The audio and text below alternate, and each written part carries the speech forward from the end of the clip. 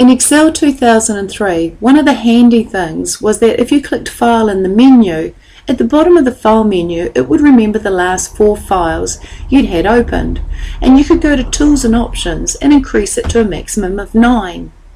What we have here in Excel 2010 is on the File tab in the ribbon we have an option Recent. That's one way to get to the Recent option. Let's click on Home and show you another way. One of the buttons I got you to add to the Quick Access toolbar was Open Recent File, and we did this by going to the Customize Quick Access toolbar and turning on this particular option, Open Recent File. Now if I click that button, it's got a little star and it's a little yellow folder. That takes me straight to File and Recent. Now the beauty with Excel 2010 is it doesn't only remember the last 4 files that you've had open, but it actually remembers more than 4. It remembers the last 25 files you've had open, but in addition to that, it not only remembers the last recent workbooks, but also the recent places. It remembers the last 25 workbooks you've had open and the last 25 places you've visited.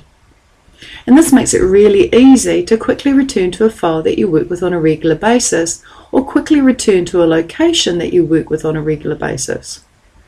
What's even better though is the ability to pin. If there's a file that I work with regularly, then I will click the pin. By clicking the pin, this file Excel1 will go above the dotted line and never drop off the list. So I'll click it.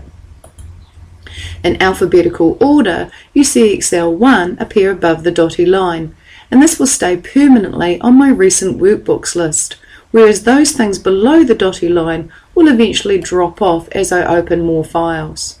I can just as easily unpin it and it goes back under the dotted line. Other things you can do are right click and you can remove it from the list, particularly if that file has since been deleted. You don't want it to appear on the list.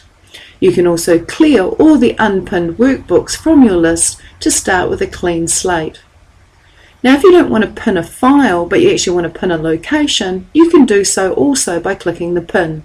If I click this pin here, I have now permanently pinned that particular location to my recent places and it won't drop off the list, and I can continue to do that to a number of locations. So you can easily pin and unpin those places and those files you work with regularly.